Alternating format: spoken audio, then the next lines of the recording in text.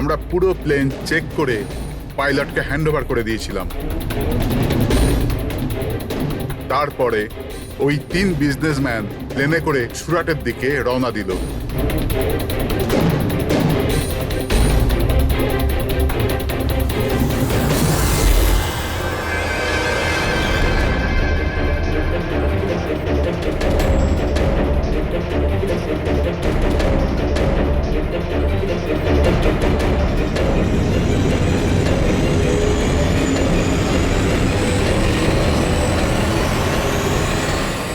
Sir, আমরা take অফের permission রেডিওর ফ্রিকোয়েন্সি থেকে পাই, মেন টাওয়ার থেকে।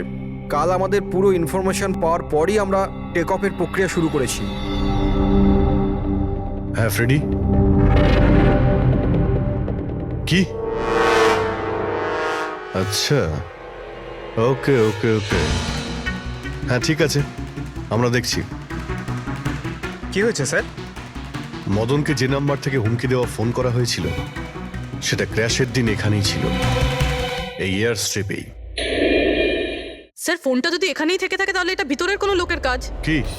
হ্যাঁ না স্যার, আমরা কাউকেই কোনোদিন হুমকি দিয়ে ফোন করিনি। তোমরা না করলে কি বাইরের কেউ এসে করে গেছে? এই তোমাদের সিকিউরিটি এয়ার স্ট্রিপের? যদি ওই লোকটা এখানে এসে থাকে তাহলে কিছু না কিছু তো এখানে নিশ্চয়ই ফেলে গেছে। চেক করে দেখি। স্যার, এই জায়গাটা তো পুরো পরিষ্কার। ও যদি কোথাও লুকায় তাহলে ওই হ্যাঙ্গারের কাছে কোথাও লুকিয়েছিল। ঠিক আছে, ওখানে দেখি। আপনারা আসুন আমাদের সঙ্গে।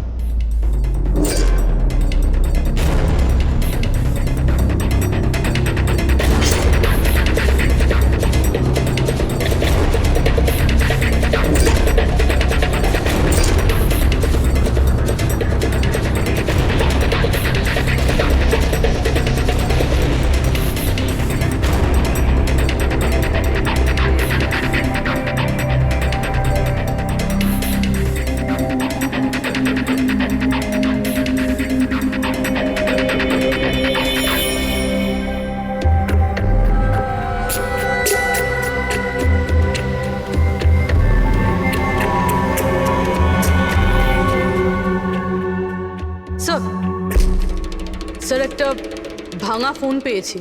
স্যার, আমার মনে হয় হুমকি দেওয়ার জন্য এই ফোনটাই ব্যবহার করেছিল। হতে পারে, ইউজ করে ভেঙে দিয়েছে। রেখে দাও, কিছু প্রমাণ তো নিশ্চয়ই পাওয়া যাবে। কোথায় পেলে তুমি এটা? স্যার, ওখান থেকে।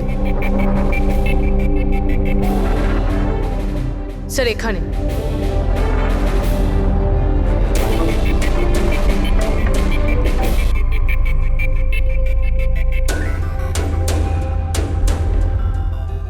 স্যার, এই দেখুন, এখানে কানের মতো কিছু একটা দেখা যাচ্ছে। হ্যাঁ, তুমি তো ঠিকই বলেছ। ফোনটাও এখানে পাওয়া গেল, আর এই চিহ্ন। এমনটা নয় তো যে ওই অপরাধী এখানে হেলান দিয়ে ফোনে কথা বলছিল আর আমাদের জন্য ও প্রমাণ রেখে গেছে এখানে। একটা কাজ করো, এর ছবি তুলে নাও। স্যার, কানের চিহ্ন দিয়ে কিছু বোঝা যাবে? আরে কিছু না কিছু তো পাওয়া যাবে। ডক্টর সালুকাকে দেব, উনি শিওর কিছু করবেন।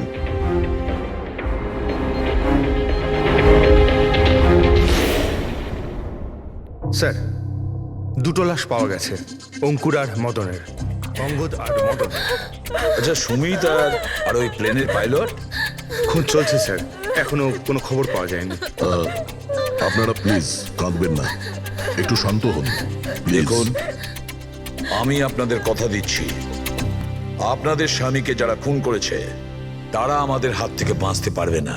স্যার, হ্যাঁ স্যার এই ফোনটা পেয়ে গেছি যে ফোন থেকে হুমকি দেওয়া ফোনটা করা হয়েছিল, কিন্তু কিন্তু স্যার, আমরা ওখানে পৌঁছানোর আগেই খুনি এই ফোনটা ভেঙে দিয়েছে, যাতে আমরা ওর অবধি পৌঁছতে না পারি।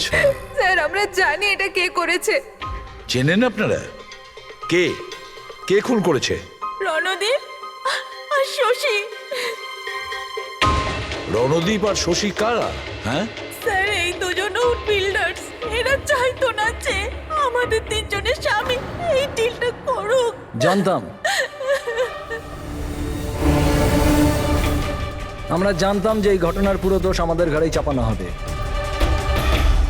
আপনাদের পরিচয়? স্যার, এরাই দুজন হলো সেই খুনি, রণদীপ আর শশী।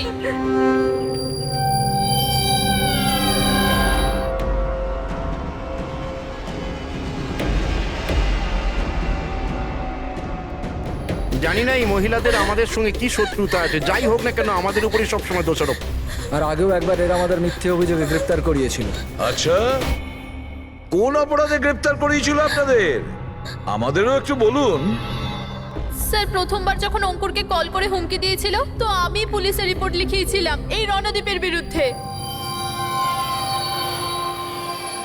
আর পুলিশ আমাকে গ্রেপ্তারও করেছিল, কিন্তু পরে আমি নির্দোষ প্রমাণিত হই। হ্যাঁ স্যার, আসলে ওই হুমকি দেওয়া ফোন ওই গ্রামবাসীদের ছিল যাদের জমি এরা নিতে চেয়েছিল।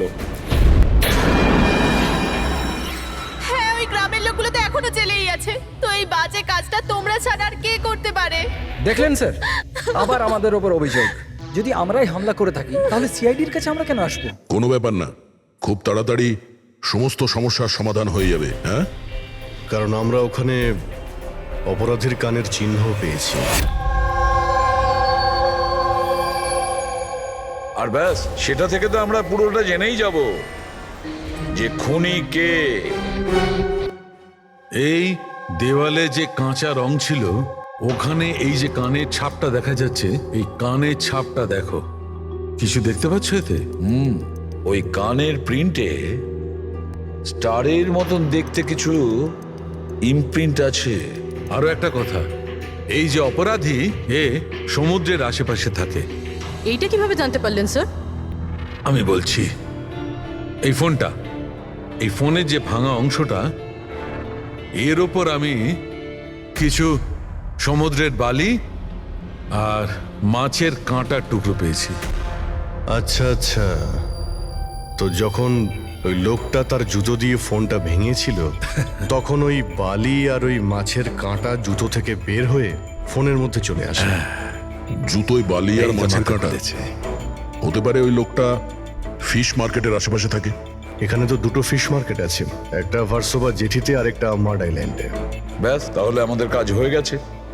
এই দুটো ফিশ মার্কেটে গিয়ে খোঁজ নাও আর দেখো এমন কেউ আছে যে কানের মধ্যে স্টারের শেপের ইয়াররিং পড়েছে।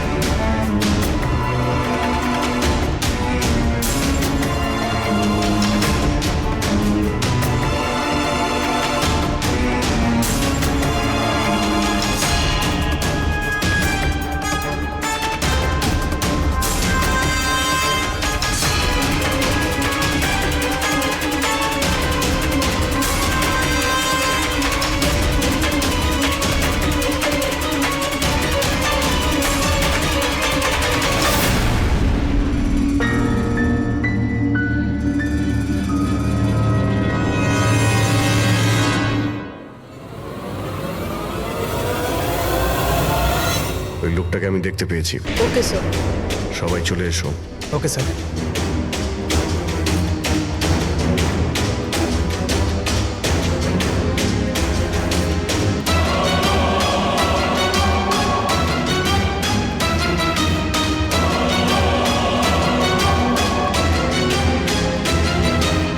কারোর সঙ্গে মিটিং হওয়ার কথা।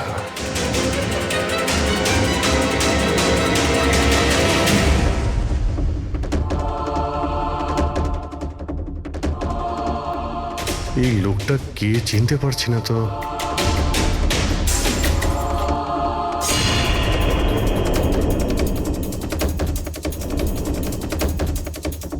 স্যার, এটা তো সচিন। এয়ারপোর্ট অথরিটিজ মরে যাওয়া পাইলটদের লিস্টে এর ছবি দেখিয়েছিল। এই পাইলটটা সচিন, এই সচিন বেঁচে আছে? স্যার, ও যদি প্লেন ক্র্যাশে মারা না যায় তাহলে এই এখানে লুকিয়ে কি করছে? তাই তো, সামনে আসছে না কেন? চলো গিয়ে জিজ্ঞাসা করি।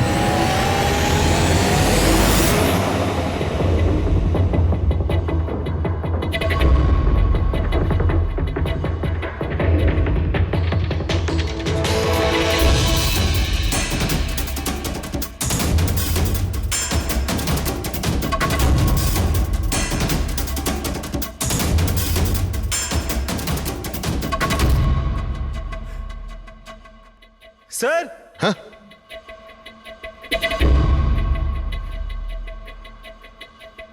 স্যার এ তো মারা গেছে। মারা গেছে? ওই দেখুন স্যার, সচিন পালাচ্ছে।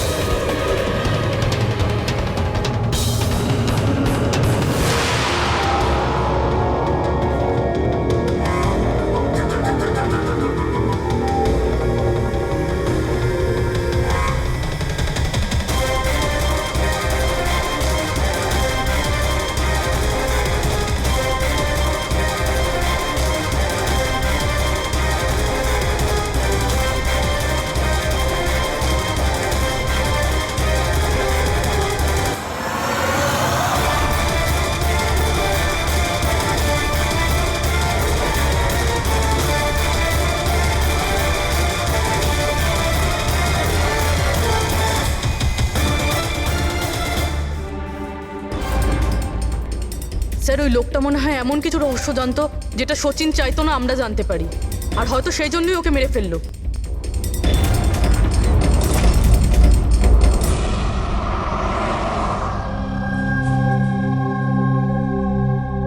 স্যার,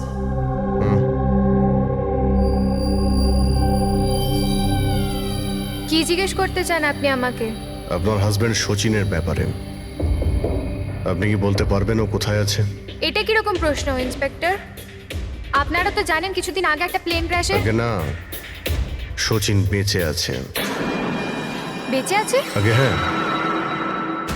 আর আপনি হয়তো এটা শুনে খুবই কষ্ট পাবেন যে ও একটা খুন করে পালিয়েছে। এমনিতে তোমার স্বামী সচিন কত টাকা পেয়েছিল এই ষড়যন্ত্রে যুক্ত হয়ে? টাকা? টাকা পাইনি। টাকা যদি পেয়ে থাকতো তাহলে আমি কফি শপে কাজ করতাম না। আর এমনিতেও আমাদের রিলেশন ঠিক চলছিল না।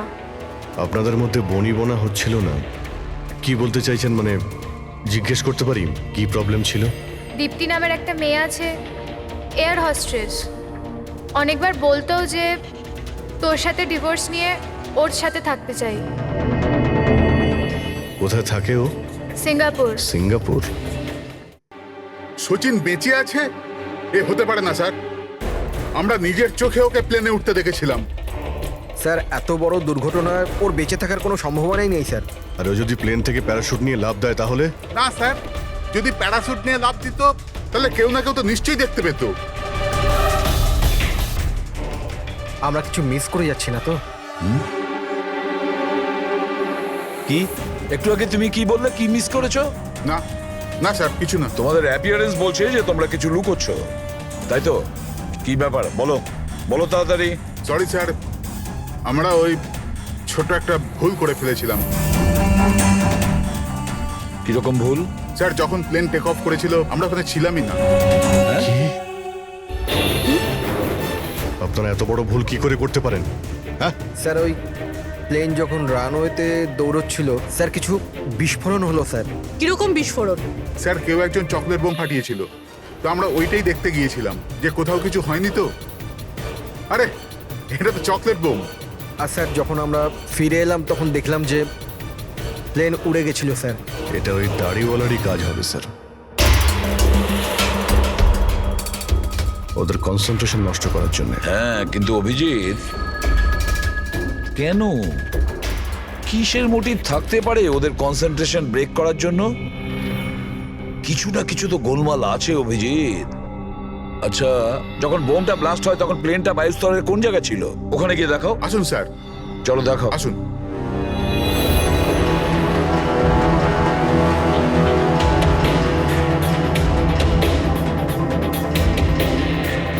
এক মিনিট অভিজিৎ,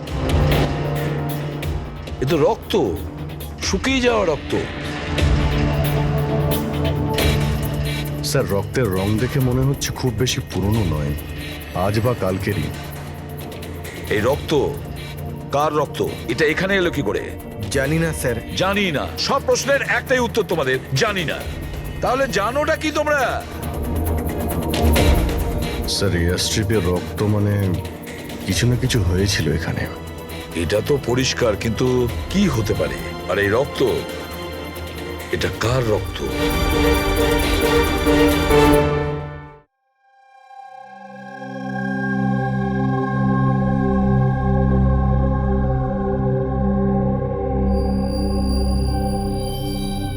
বস, জানতে পেরে গেছি ওই এয়ার স্ট্রিপে যে রক্ত ছিল ওটা কার।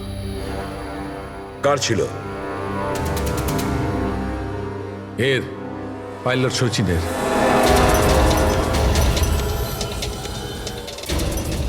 পাইলট সচিনের রক্ত?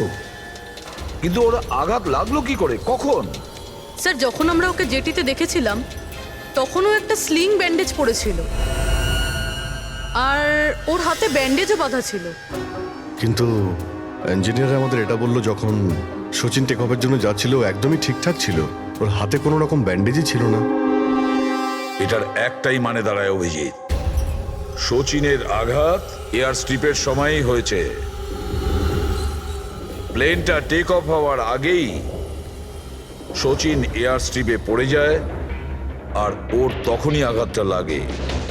ঠিক এইরকমই হয়ে থাকবে বস, কারণ এই জন্যে সচিন প্লেন ক্র্যাশে মারা যায়নি, কারণ সচিন প্লেনে ছিলই না। কিন্তু ডক্টর সালুকে কেউ তাহলে সচিনকে প্লেন থেকে লাফাতে দেখেনি কেন? আরে ওই দাঁড়িয়েওয়ালা ওখানে বাজি ফাটিয়েছিল না ওদের সরানোর জন্যে।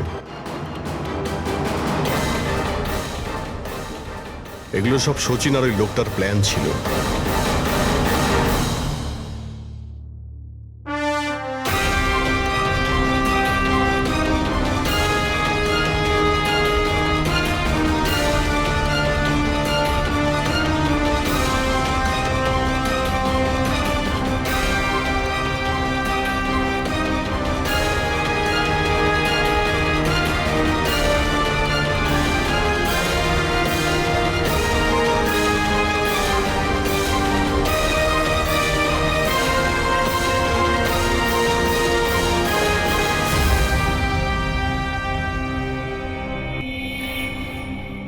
Hello, okay, thank you sir. সচিনের ওই গার্লফ্রেন্ড দীপ্তি, যে সিঙ্গাপুরে থাকে, ওর নাম্বার পেয়ে গেছি। সচিন কি হয়েছে ওর? ও ঠিক আছে তো? দীপ্তি, একটা কথা বলো, শেষবারের মতন সচিনের সঙ্গে তুমি কবে কথা বলেছিলে? 2 দিন আগে। 2 দিন আগে? কিন্তু সচিনের ওয়াইফ তো আমাদের বলেছে তোমাদের দুজনের সম্পর্ক ভেঙে গেছে।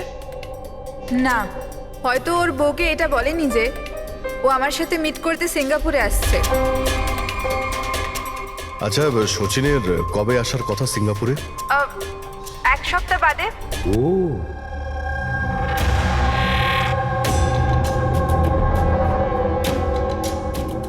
আচ্ছা, আর কি কি কথা হয়েছে তোমার সঙ্গে 2 দিন আগে?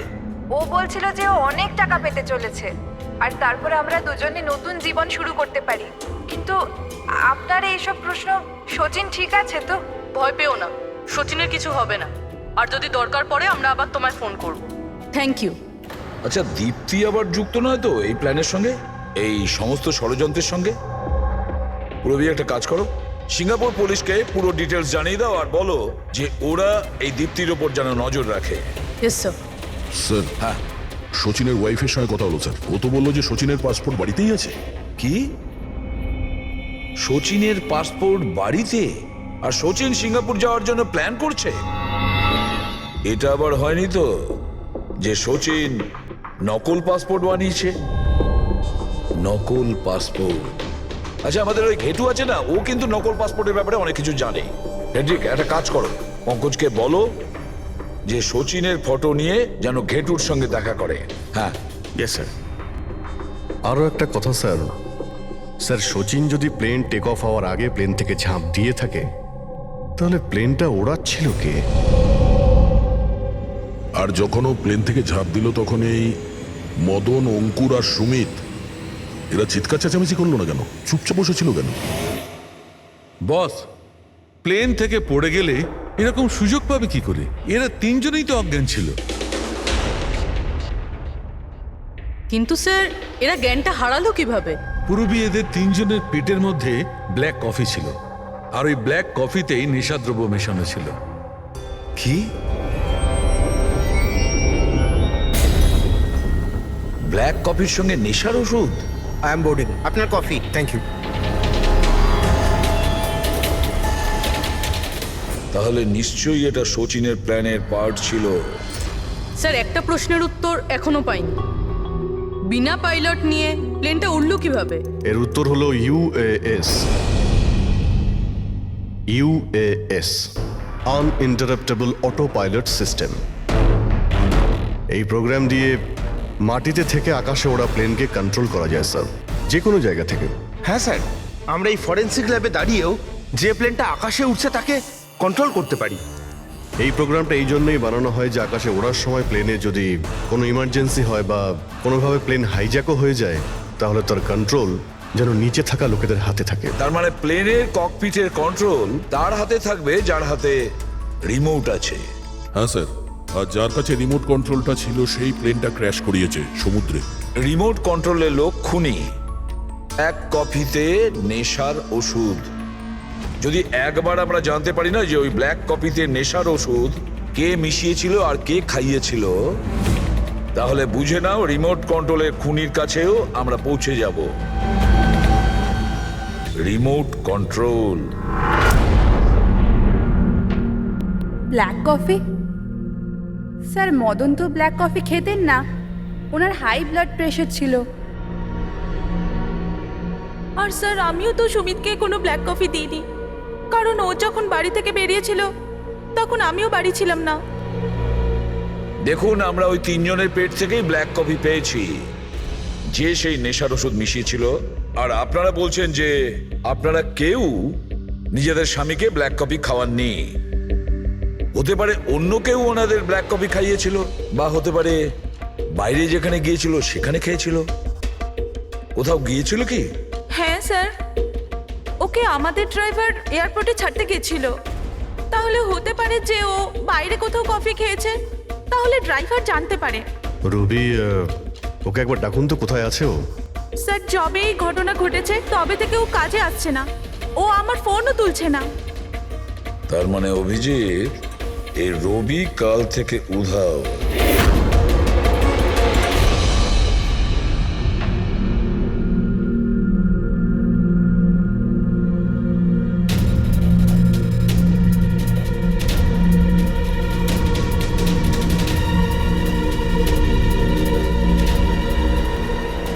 সরজান প্লিজ একটু দেখি তো কি হয়েছে এখানে। দেখুন স্যার, এখানে খুব গন্ধ আসছে, আর এক্ষুনি পুলিশকে ফোন করেছিলাম কিন্তু এখনো কেউ আসেনি। আমরা সিআইডি থেকে।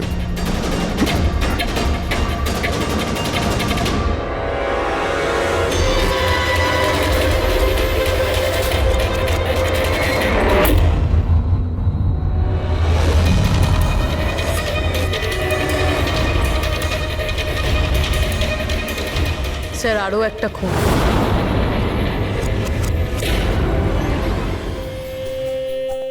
চলে আয়, জাস্ট ফলো মি।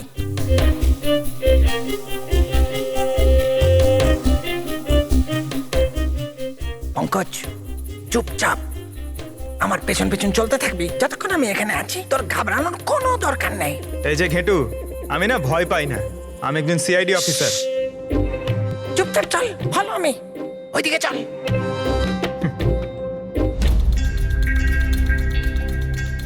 চলে আয় পঙ্কজ।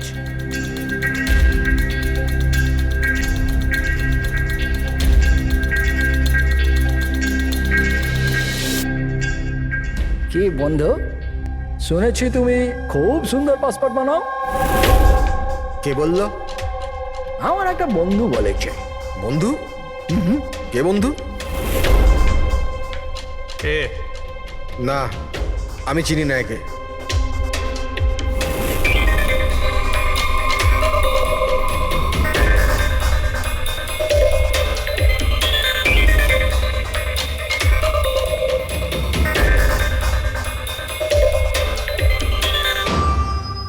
এ তোমার বন্ধু? তোমার কোনো সন্দেহ আছে? খুব ভালো করে চিনি আমি একে। এর পাসপোর্টও রেডি হয়ে পড়ে আছে আমার কাছে। আরে বাহ, তাহলে তো আমারও পাসপোর্ট হয়ে যাবে, তাই না? হয়ে যাবে, কিন্তু দুটো পেটি লাগবে। আরে দেবো তো 2 পেটি। বলো না কি চাই, আম চাই না 2 পেটি আপেল চাই, বলো কি চাই? এ শালা, 2 পেটি মানে 2 লাখ। 2 লাখ? 2 লাখ। চল এটা বল, তোর নাম কি লিখবো পাসপোর্টে? Sub inspector Pankaj, CID. CID? হ্যাঁ, সিআইডি। আরে আরে আরে আমি কি করেছি তোমার? শুধু তোরই নয়, যত নকল পাসপোর্ট বানায় সব ধান্দা বন্ধ হয়ে গেছে। যে প্রশ্নগুলো আমি করব সব কটা সত্যি সত্যি উত্তর দিবি, না হলে 2 লাখ বার উঠবস করাবো, বুঝেছিস? জিজ্ঞেস করো কি করবার আছে। এ ওর নকল পাসপোর্ট নিতে কখন আসবে? জানি না। জানিস না? আজ সন্ধ্যেবেলা। দেখলে পঙ্কজ, খেঁচুর কামার। স্যার, রবির ঘর থেকে যে বোতলটা পাওয়া গেছে ওখানে ওই নেশার ওষুধটা আছে যেটা সালুমকে স্যার ব্ল্যাক কফিতে পেয়েছিল। ওই রবি ছাড়া আর কারোর আঙুলের ছাপ পেয়েছিলে ওই বটলে? হ্যাঁ স্যার, রণদ্বীপের।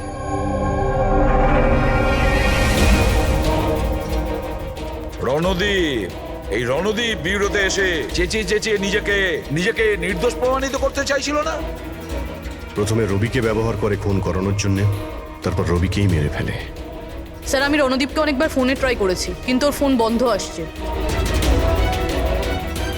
একবার এই সুচিরকে যদি আমরা পাই না, ওই আমাদের পৌঁছে দেবে রণদীপের কাছে। সন্ধেবেলায় তো ও আসছে নিজের নকল পাসপোর্ট নেওয়ার জন্য।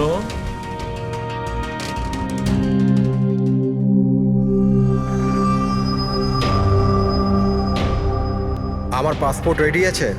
হ্যাঁ, তুমি এক কাজ করো, তোমার পাসপোর্ট ওর থেকে নিয়ে নাও, ওর কাছে আছে। আরে ভাই তাড়াতাড়ি করো, আমার কাছে বেশি সময় নেই। সত্যি বলেছিস তুই, তোর কাছে তো একদম সময় নেই।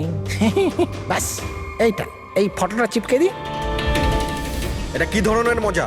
মজা নয়, এটা সিআইডির উপহার। সিআইডি? বল, ওই প্লেন ক্র্যাশটা কি করে করেছিলি তুই?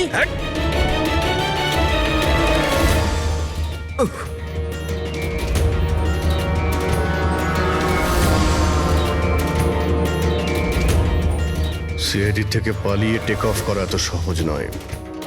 ইমার্জেন্সি ল্যান্ডিং করতে হয় অপরাধীদের। টাকার লোভে আমি অন্ধ হয়ে গিয়েছিলাম। এই কাজের জন্য আমায় 50 লাখ টাকা দেওয়া হয়েছিল, কিন্তু আমি জানতাম না যে স্যার ওরা মারা যাবে। তোকে টাকা কে দিয়েছিল সেটা বল। স্যার আমি জানি না স্যার, আমি শুধু একবার কথা বলেছিলাম ওর সাথে। পঙ্কজ, ইন্টারনেটে ভালো করে দেখো এই রণদীপের কোনো ইন্টারভিউ পাওয়া যায় কিনা। স্যার, পেয়ে গেছি। আমি আমার সাফল্যের সব কৃতিত্ব আমার কঠোর পরিশ্রম আর না হারা মনোভাবকে দেব। এই পৃথিবীতে কোনো কিছুই অসম্ভব না। আমি কোথায় ছিলাম আর কোথায় এসে পৌঁছেছিলাম। স্যার এটা ওনারই আওয়াজ স্যার, আই এম শিওর এটা ওনারই। গলার স্বর রণদীপের আর ওই শিশিতে আঙুলের ছাপ রণদীপের। রণদীপ?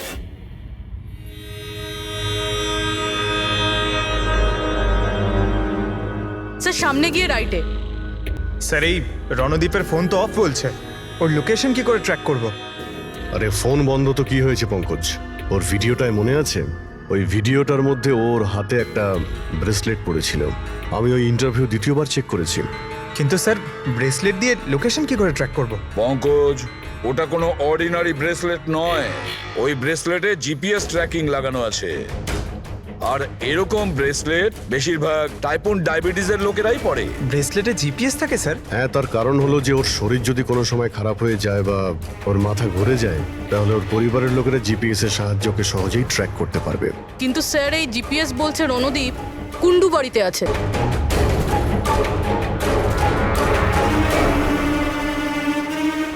স্যার, এখানেই কোথাও হবে, এইখানেই।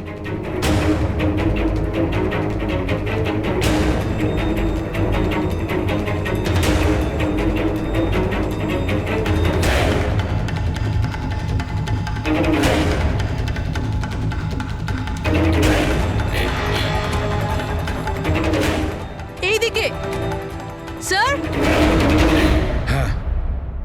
স্যার, এখানেই কোথাও হবে। ওর হার্ট রেট ক্রমশ কমে আসছে। Heart rate? ক্রমশ কমে যাচ্ছে। এদিকেই ও কোথাও আছে। দাঁড়া দাঁড়া, এই মাটিটা অন্যরকম মনে হচ্ছে কেন? এই মাটির নিচে আবার নেই তো? হতে পারে।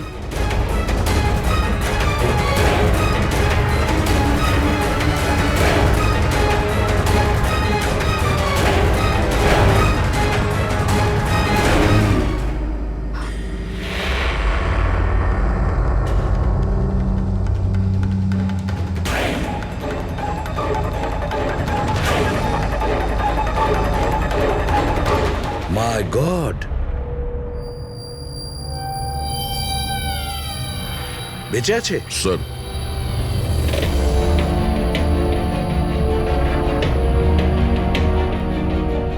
স্যার আমরা তো ভেবেছিলাম যে এই লোকটাই খুনি, কিন্তু এখন দেখছি ওই তো মারা যাচ্ছিল।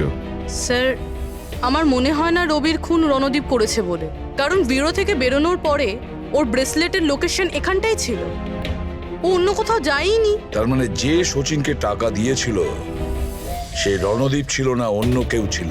কিন্তু স্যার, ভয়েস তো ওরই ছিল, গলার আওয়াজ তো ওরই ছিল। পুরবি আওয়াজ চেঞ্জ করে কথা বলা কোনো ব্যাপার না। আর আজকাল স্যার এমন এমন মোবাইলের অ্যাপ এসছে যার সাহায্যে যে কেউ যে কোনো আওয়াজে কথা বলতে পারে। কিন্তু কে কে সে যে রণদীপকে ফাঁসানোর চেষ্টা করেছিল? সে কে ছিল যে কিনা নিজের ভয়েস চেঞ্জ করার অ্যাপ ইউজ করেছিল?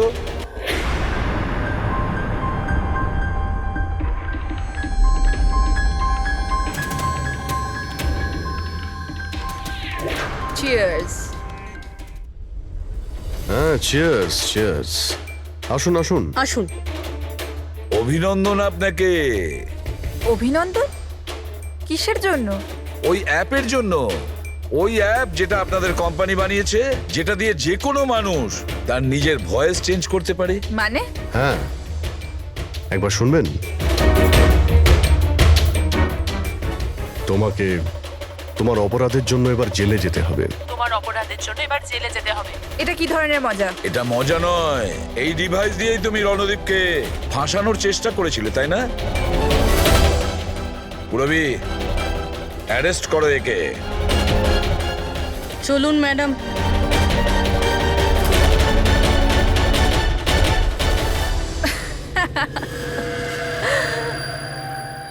এত কিসের তারা আছে সিআইডি? একটু ওদিকে তো তাকান। এই, ছেড়ে দাও ওকে। বোকামি করো না। এই, ছেড়ে দাও এদের।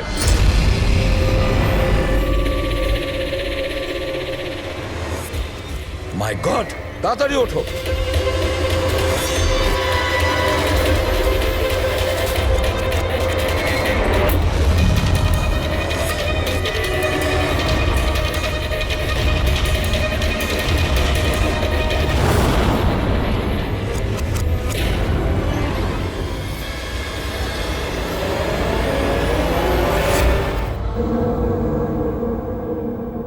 Good bye CID.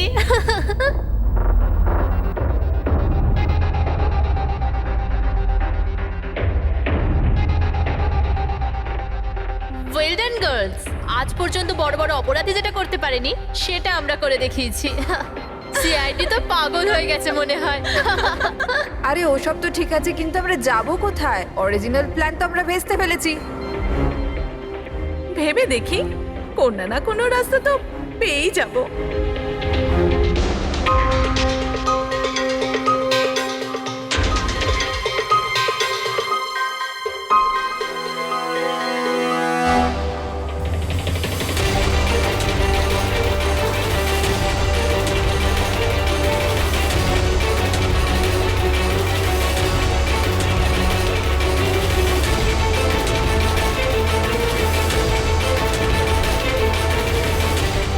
কি করছিস? কিরকম ভাবে প্লেন ওড়াচ্ছিস তুই? আরে আমি চালাচ্ছি না রে। তুমি তো বলেছিলে যে তুমি প্লেন চালাতে পারো। আরে আমি এটা করছি না, এটা নিজে থেকে হচ্ছে। ও নো, প্লেন তো নিচে যাচ্ছে।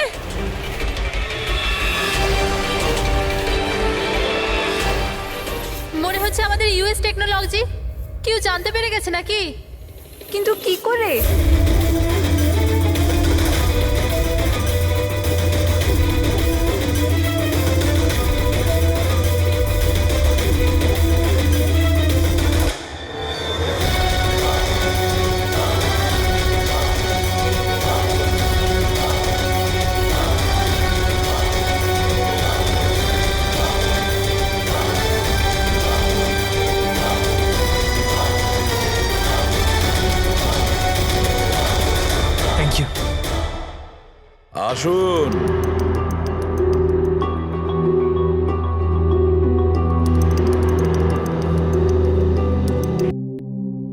যে দেশে মহিলারা স্বামীর দীর্ঘ জীবনের জন্য ব্রত রাখেন, সেখানে আপনারা তিনজন মিলে আপনাদের স্বামীদের খুন করে দিলেন। নিশ্চয়ই কোনো উপযুক্ত কারণ ছিল এর। হ্যাঁ, কারণ ছিল। আমাদের হাজবেন্ডরাও ধোয়া তুলসী পাতা ছিল না। হ্যাঁ, লোকেদের কাছে তো এমন দেখাতো যে ওরা আমাদের খুব ভালোবাসে, কিন্তু বাড়িতে কিছু অন্য গল্প হতো। না আমরা কোনো ভালোবাসা পেলাম, আর না কোনো সম্মান। অঙ্কুর তো কতবার রিয়ার উপর হাতও তুলেছিল, হসপিটালেও ভর্তি হতে হয়েছিল ওকে। এই সব থেকে বিরক্ত হয়ে আমরা আমাদের স্বামীদের কল করে হুমকি দিচ্ছিলাম, আর ভাবলাম সুযোগ ভালো আছে, তাই আমরা ওদের মেরে ফেললাম।